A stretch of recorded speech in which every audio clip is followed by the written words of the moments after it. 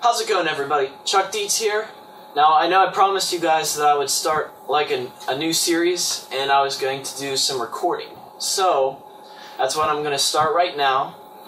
I'm not going to start with any like recording equipment stuff yet, but I'm going to start with just the basics, like what kind of stuff I look for on the guitar and the way you play the guitar. To clarify that, what I mean is that we're going to focus on two topics. One is being in tune. Second is the actual tone of your guitar. But first, I want to tell you that my band Circle 7, we are recording a full album, and it's going to be out in 2 weeks because we're playing a really big show June 16th. We're opening for the band Eve 6.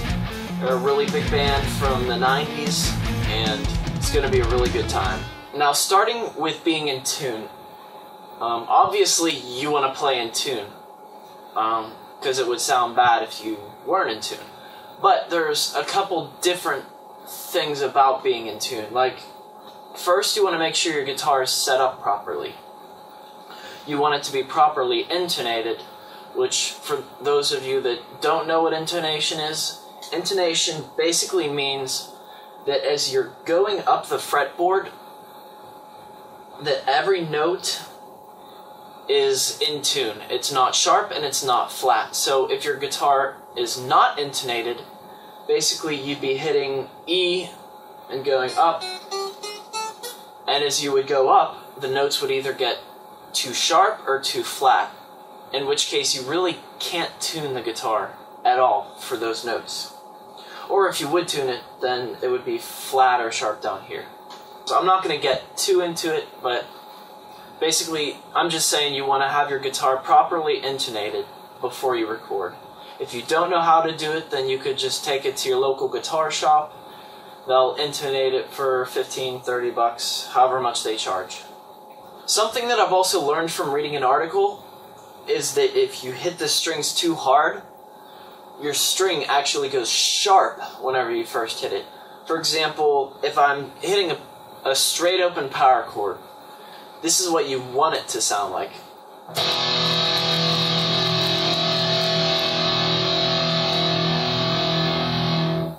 Everything sounds in tune. You don't hear any clashing strings or anything like that. But if you strike the strings too hard, you kind of cause the string to just bend a lot further than it normally does. So, for example, if I play with a lot more force using my picking hand and kind of flick the string, we get an out of tune effect.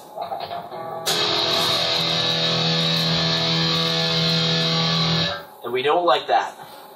Also, be careful with your left hand, because you can get the same effect pressing too hard on the strings. So, once again, this is what we want it to sound like.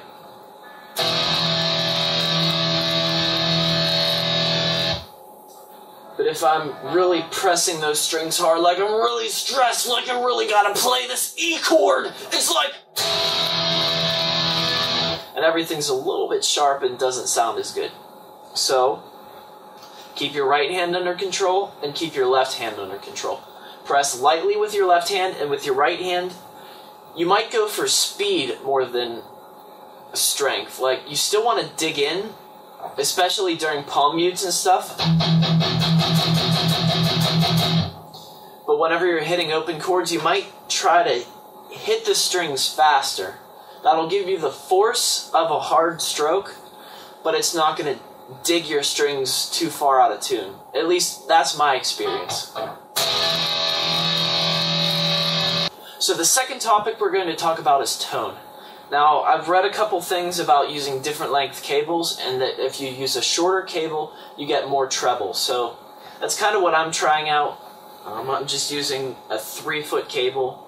You don't have to go that extreme, but you don't really want to bring a 30-foot cable to a studio either. So just watch your cable length, keep it short as possible. That way you'll get more of the high end, more clarity, and then you can equalize your signal later. I also want to talk about strings a little bit, and a couple different aspects of them. So, on this guitar, I'm using 10s right now. I'm in standard tuning. I actually normally use 11s because I feel like they give a little bit thicker of a tone and they stay in tune better because they're tighter. So whenever you do hit the chords harder, they don't fly out of tune. And that goes for both live and recording.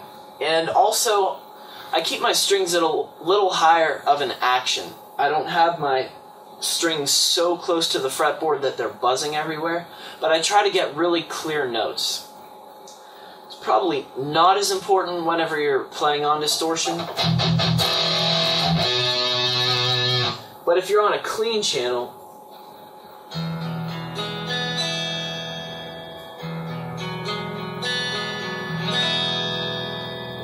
so I try to avoid as much buzz as I can. This guitar's action isn't too high, but it's not too low either. The last thing I want to talk about with tone is room noise. Now, whenever I'm recording, for whatever reason, probably the magnets of the pickups, if I'm facing a certain way, if I'm facing towards a fluorescent light or a computer monitor, I get weird noise. And even though my guitar is shielded, it seems like there's some frequencies that just pick up anyway.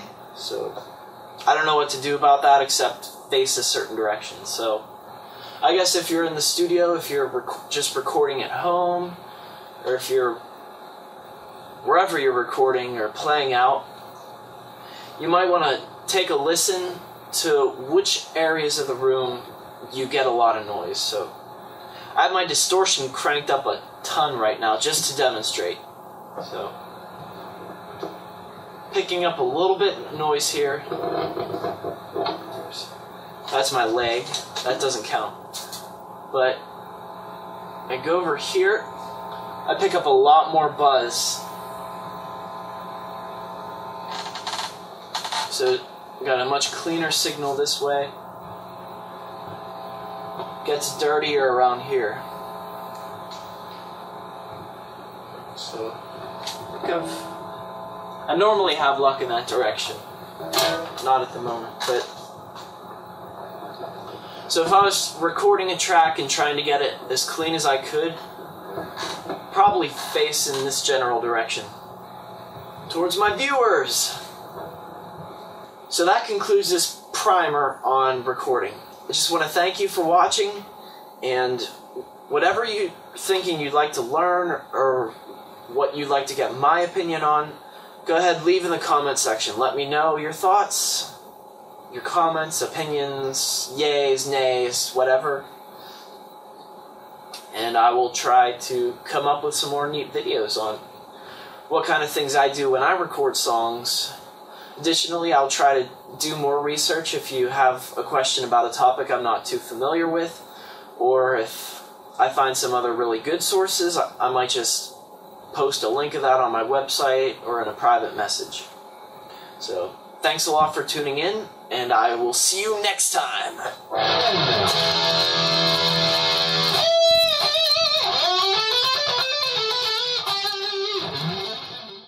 But if you're on a clean channel, you want to make sure you have a nice